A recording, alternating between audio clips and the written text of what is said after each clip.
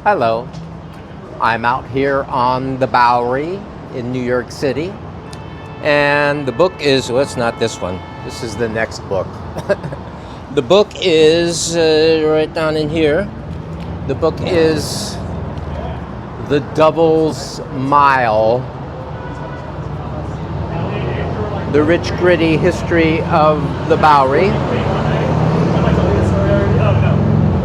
by Alice Sparberg Alexiou. Alexoui, Alexoiu.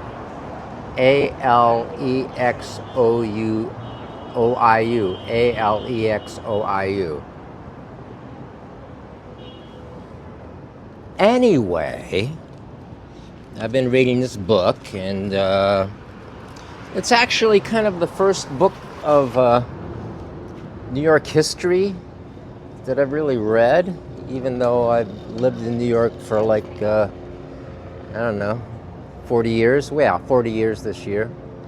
So that means I came here when I was 32 years old. So I was already kind of old. Anyway, I was out here last night trying to shoot some stuff, and you see that over my head there is kind of really a little bit of what's left of the old Bowery,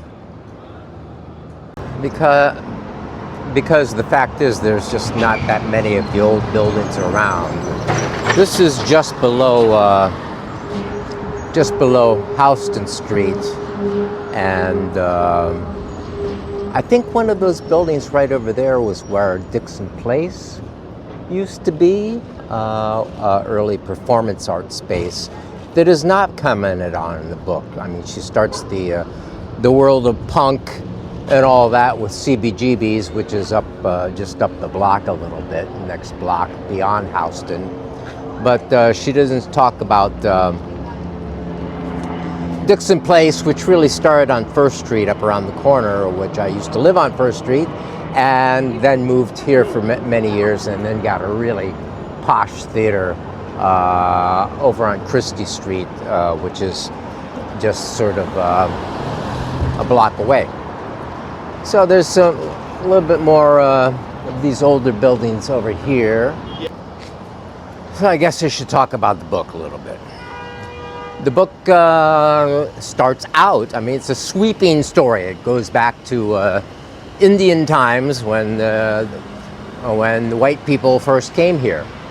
And there were, at one point in the book, it says there were like 1,500 Indians living here of various tribes or something. And so that's not a lot of people, 1,500 for all of Manhattan Island.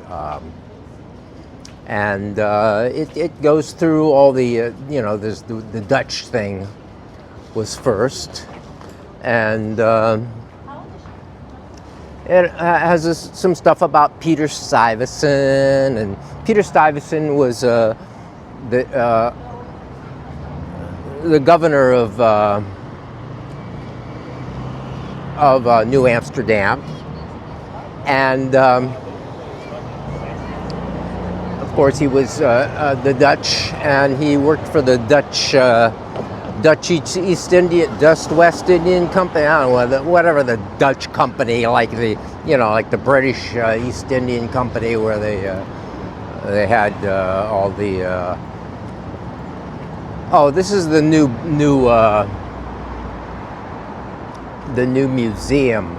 At the end of the book, there's this part about when the new museum was being constructed, and there's a guy around here apparently was really interested in the Bowery and sort of digging through the old sites. So when this place was being constructed, 20 years ago, whatever it was, reopening in 2025. Yeah, okay. Anyway, when it was being constructed, apparently they found some bodies, some bones, and apparently there was an older, according to the book, there was an African church here years ago in the 17s, whatever. And that was, long gone from then. And so there was a graveyard back there, and I guess they moved some of the graves somewhere else. But, some of them stayed here, and, whatever. So it was an issue of desecrating graves and being kind of found out. And anyway, it's sort of an interesting side story at the end of the book there about there's a lot of, she says that, that around at some point it was not legal to be buried in the ground or whatever in Manhattan anymore, because they just need the space for commerce, for business industry, for stuff, so they stopped all that burying people and worrying about digging people up. I'm not really all that into the sacrament of graves. People do care about that stuff. I really don't. I mean, once I'm done, and it doesn't really matter to me. Last night I spotted a lit up mural window, actually what do they call lighted glass. What do they call it? Stained glass? Yeah, stained glass. Okay, there was a stained glass window that caught my eye from across the street right over there, and that was because it was for the Bowery Mission, which is where I'm in front of right now, which is all kind of blocked off with closed sidewalk and shit, because it's being renovated.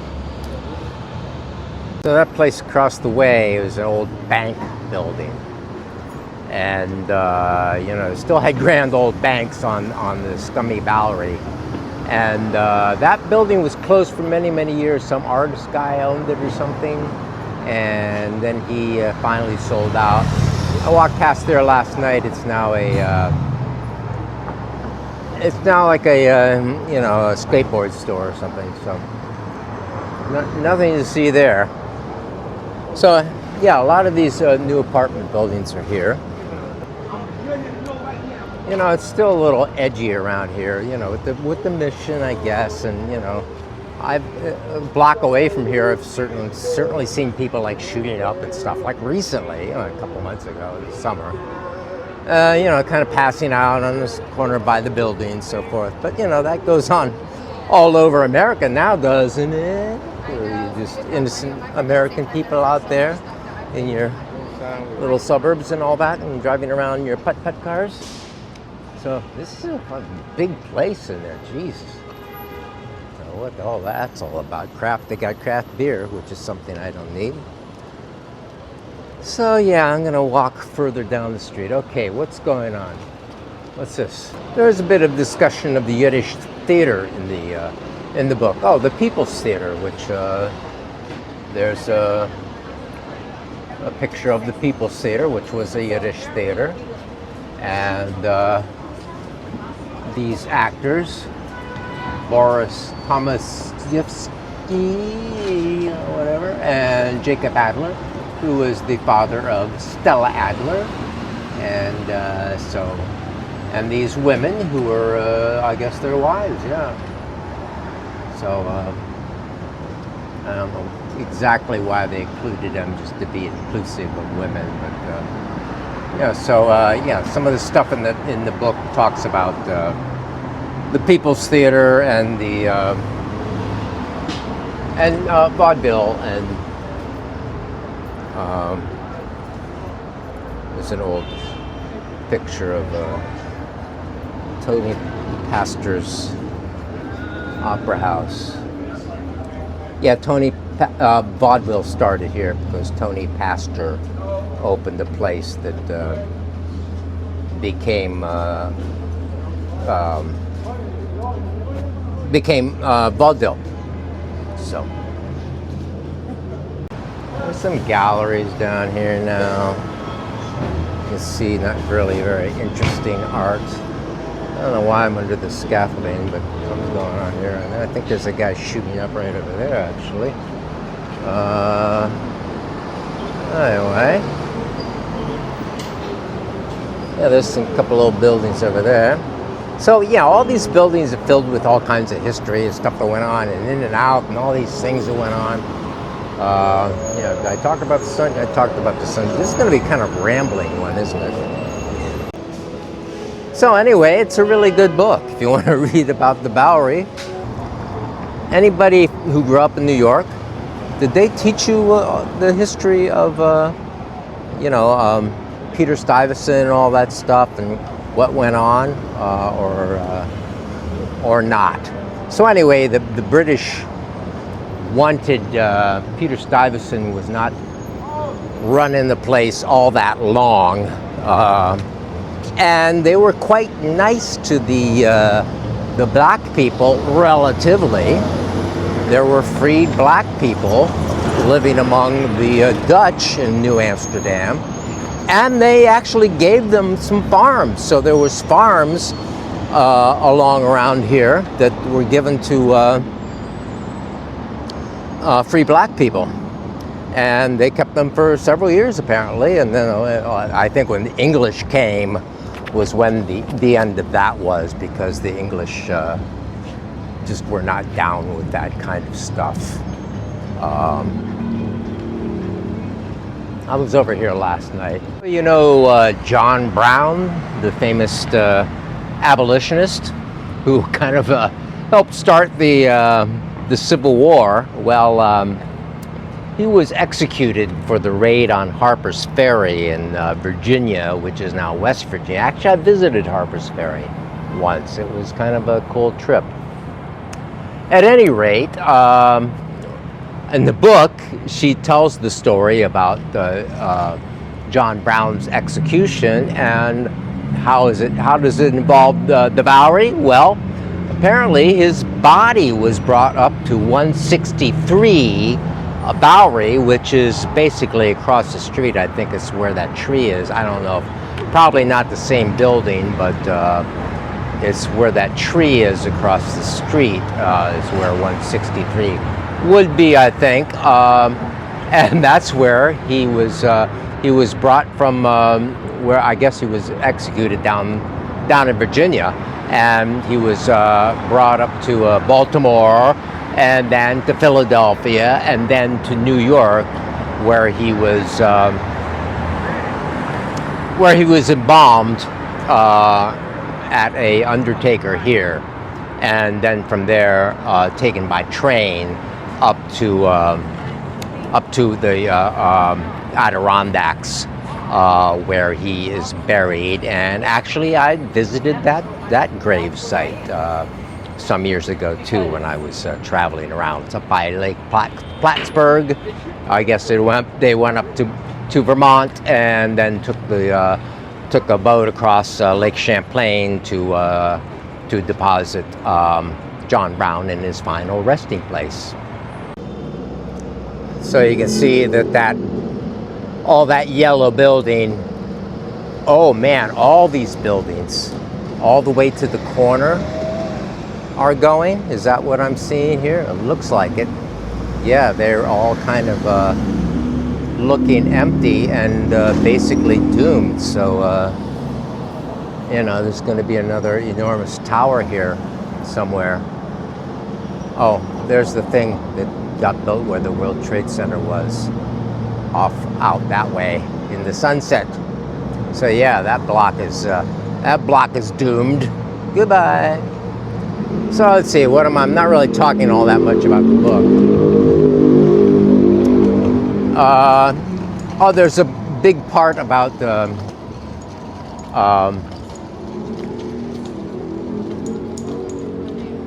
there's a big section about the King of Bowery, who was Tim Sullivan, this guy Tim Sullivan.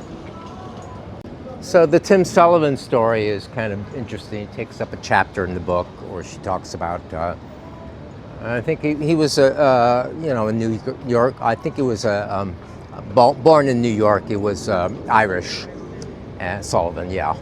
And he became quite a power broker for Tammany Hall and the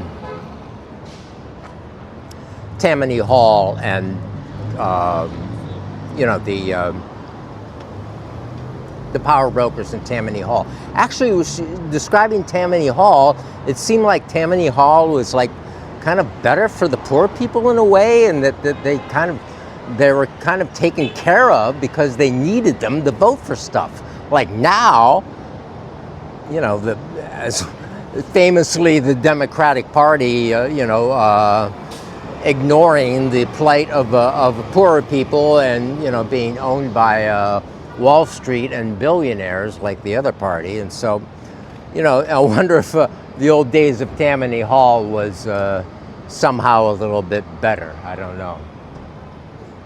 Across the way is the Soho Hotel.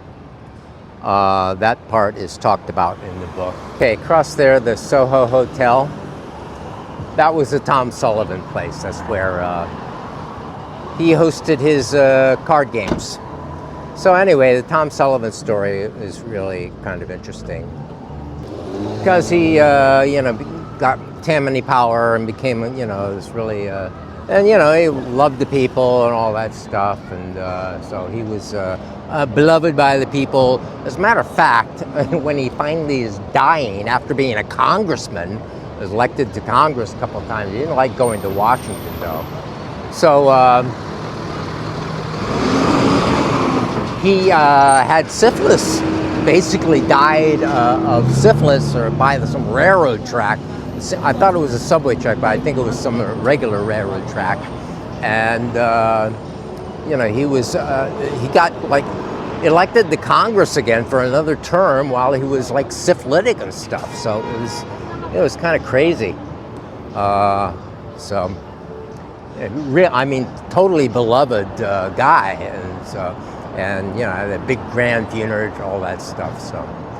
So I don't know. There's a big new, apartment building, whatever, right by some older buildings, and the Bowery Savings Bank, which is nicely graffitied. So there's the Bowery Savings Bank building, which is kind of a fancy schmancy. Is the clock right? It looks like the clock is right, actually.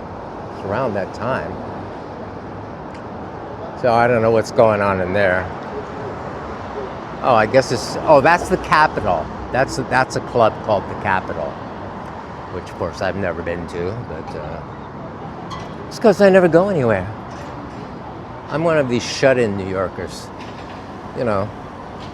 One of these people who came to New York to hide. I already said that before. So I don't really go to places all that much. Chinatown is right by here too. So there's a lot of that kind of stuff. There's more kitchen stuff here. Lighting shops, more industrial stuff. So yeah, Chinatown is right over down that way. Well, this is all part of Chinatown, I guess. So,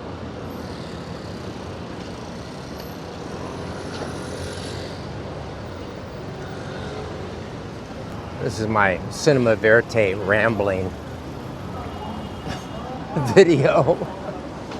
But if you want to read the book, and it's really good. The book is kind of sweeping, so it's hard for me to figure out what exactly to talk about because there's so much stuff.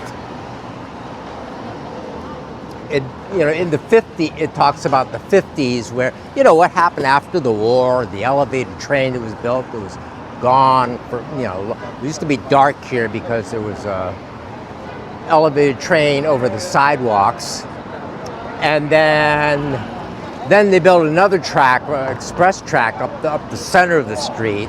So it became even darker. And I guess stuff drops off of the elevated trains. I don't really have that much experience living by the L's. There's still some of them all around town, especially in the outer boroughs, like in in Brooklyn, through Bushwick. There's an elevated train that I've ridden. Comes out of the ground, then goes up into the above the street. There's a couple of more older buildings across there. Something newer, something older. Chinatown.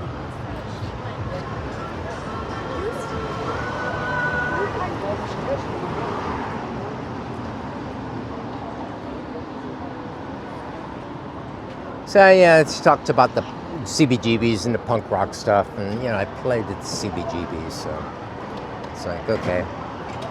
And I kind of breezed through that part of it, but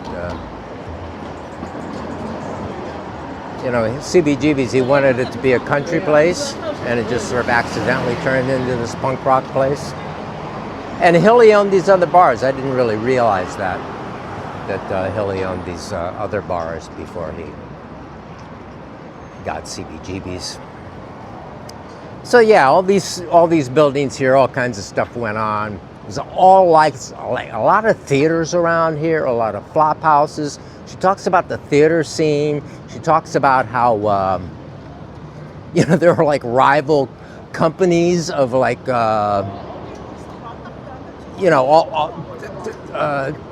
two or three actors all doing Macbeth at the same time and competing with each other. There's the draft. There's like this before the draft riots. There's like this theater riot, this weird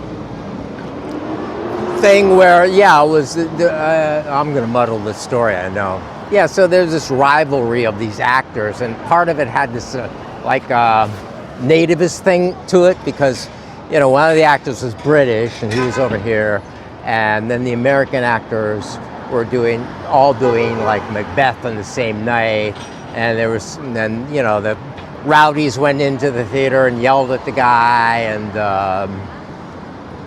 disrupted the McCrentry or something. The English guy McEntry or something. I don't know. I'll put it up on the screen. Anyway, he was kind of booed off stage or made it through the performance or something, and then like took a train out of town and then left America and never came back, went back to England. It's like, hell with this shit. I mean, he did well here for a few years, but then it all kind of went to crap. So that was kind of a strange chapter. Oh, and the draft riots during the Civil War, that was kind of miserable. That was around here too. See, everything was kind of around here because, this is really where the city started, down here in lower Manhattan. And this is why, this is kind of a straight street because it was an Indian path. But down here, a lot of these streets are meandering about. And in the West Village, the streets are all meandering about. And the grid was set up after that, and it was decided, okay, New York's going to be on a grid, and this is the way it's going to be, and which makes New York a really easy city to navigate, because the avenues are here, streets one on the bottom and goes up to 200 and something street in Manhattan. I used to live on First Street, which is just up from Houston Street. And so that was, that.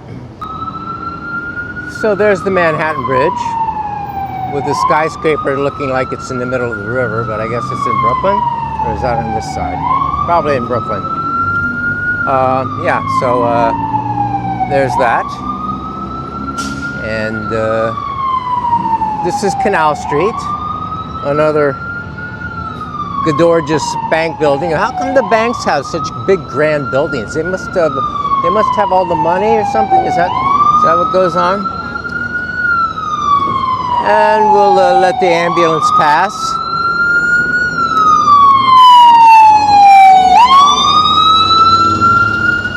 Thank you, ambulance, for giving us some real New York City atmosphere. So that's looking uptown, up the Bowery. This is Canal Street. And Canal Street is called because it was dug into a canal to get water out of a pond that was down here called the Collect. And the pond, and I guess the well nearby or whatever, the Collect, had like the sweetest water in the world. So the Collect's water was really good until it got all screwed up because of tanneries and so forth. Next to it, and all the miserable stuff that went into that, and so they drained it, and they thought of keeping Canal Street as a canal, but then they paved it over, and it's now this strip Canal Street. Over here is a Buddhist temple that actually used to be a movie theater. Because I used to go to the movies in Chinatown sometimes, like in the 80s, I guess, or maybe even early 90s. So yeah, we used to go watch Chinatown movies. I remember the Chinese ghost story was a particularly wild one. Chinese sexy ghost story or something? I don't know. It was really pretty bizarre. Anyway, that was a theater over there. And here's another shot of the lovely Manhattan Bridge. There's a part where she talks about tells us about the draft riots during the Civil War, when they wanted to they wanted to draft people, and so people that didn't want to get drafted, and apparently the draft riots, a lot of black people got lynched and stuff because they took it out on the black people here in New York City, and that was what the draft riots in capsule were about. You can read about these things if you want to. I'm not here to feed you all this stuff. I'm just here to give you impressions of this, pretty cool, interesting little book about the Bowery and the life and times of the Bowery. There's a kind of a good view from uptown along here, or a view of uptown that you could see. Yeah, so anyway, that's about all I got on this meandering voyage on the Bowery. And so there is the movie On the Bowery, which I really recommend. It's probably on YouTube. I will maybe show you a little clip from it. It's actually showing at my library.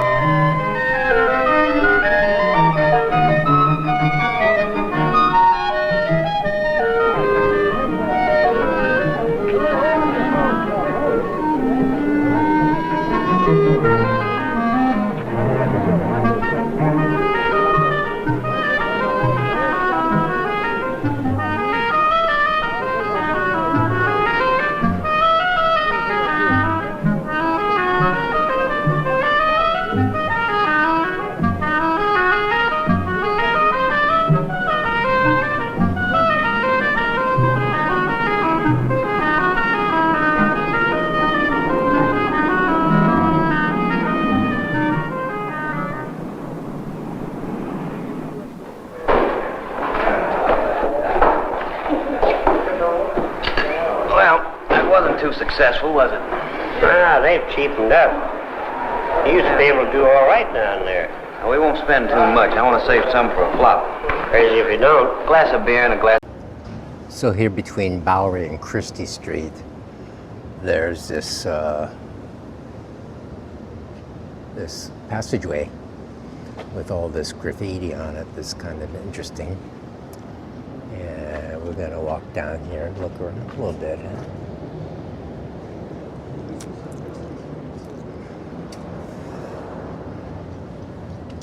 You can see it's just sort of a little thing between the buildings here.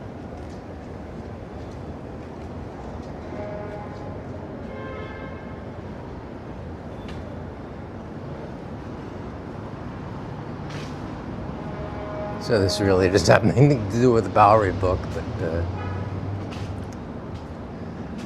it's you know, here, so we're taking a little trip,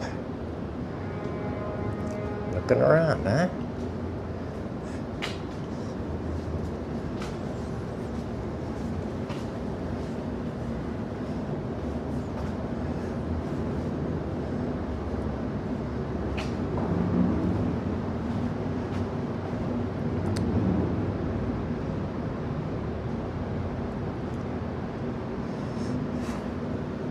I think it's a way to get to the back of some of these shops or something.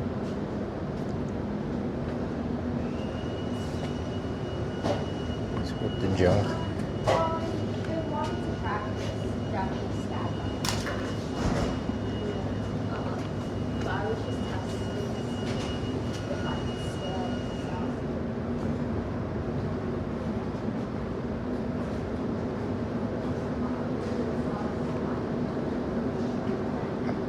Yeah, I kind of forgot about this place. So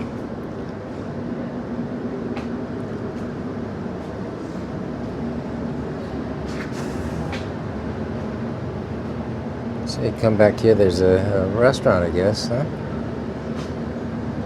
You can get drinks there all day. How about that? That's exciting and unique.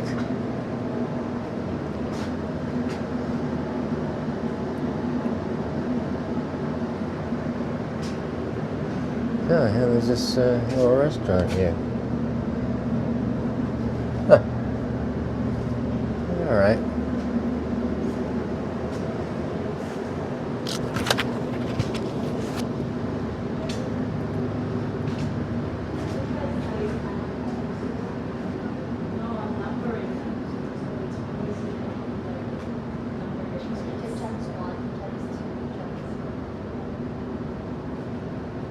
But there are different sauce. I've only made one.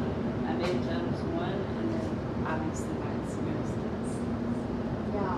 No, I'm concerned that people don't want to wear gems.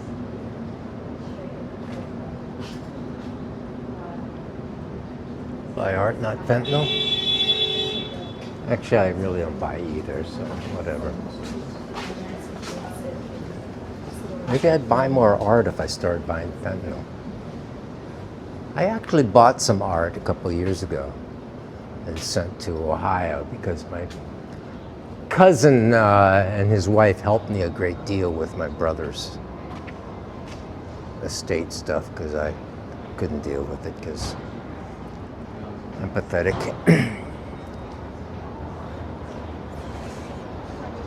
Anyway, there's a little bit of a side trip along here.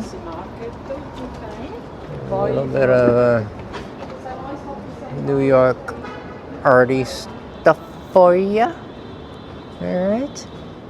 Is that enough arty stuff? Yeah, I wish this fucking car wasn't here.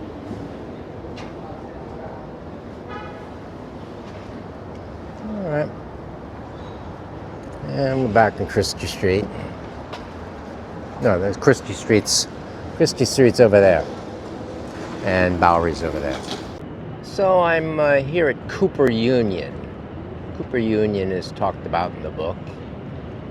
It is right here on Bowery, the top of Bowery, and 8th Street.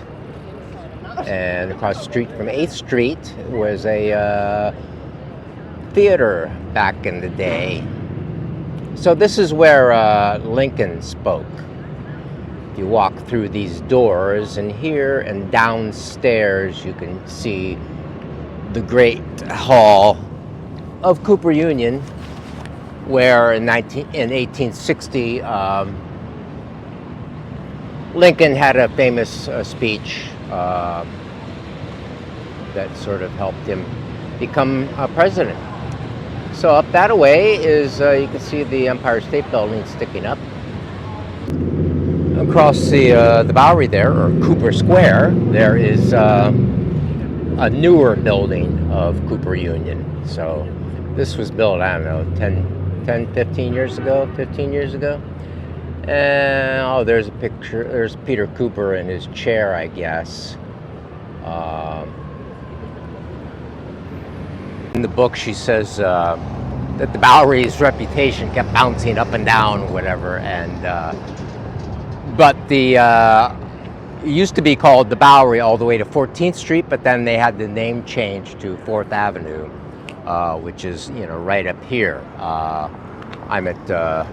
I'm at 6th Street and Bowery now, basically, and just a couple blocks up behind me there is 8th Street, and that's where it turns into 4th Avenue. Or Lafayette Street and, well, 4th Avenue. Lafayette is the other side. And that's the end of the Bowery. So I'm walking down the Bowery now. So basically, this is the top of today's Bowery, the northern part. There used to be an elevated railroad all through here over the sidewalks that made a lot of noise and was dark, and that happened in the late 1800s. So of course, even my time here, lots of things have changed. I'm here at 3rd Street and or 2nd Street. I think it's 2nd Street. Yeah. And this theater, this used to be a theater across the way there. It was kind of a cool little theater. And I saw something there. I saw, you know, I don't know, 15 years ago, I saw the Cradle Will Rock stage there. Kind of a 30s musical that was really good. And it's something that Orson Welles had staged in during the Depression and tried to stage. That's the one where they shut down the show.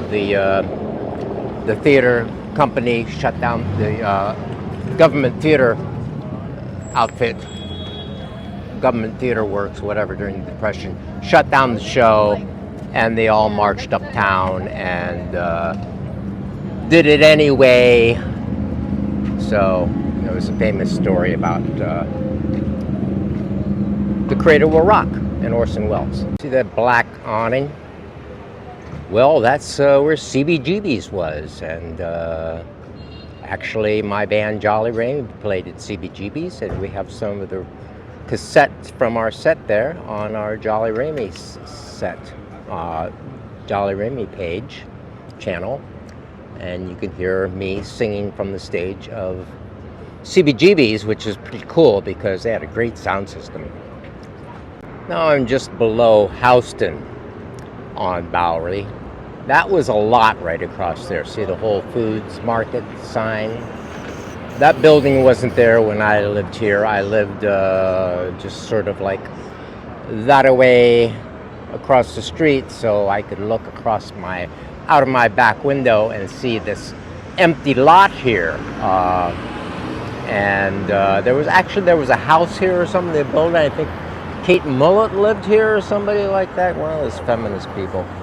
Either here or over there, I don't know, one of these places where they built these new buildings. But you can see that, you know, some of these old structures are still here, but a lot of it is just new stuff, you know.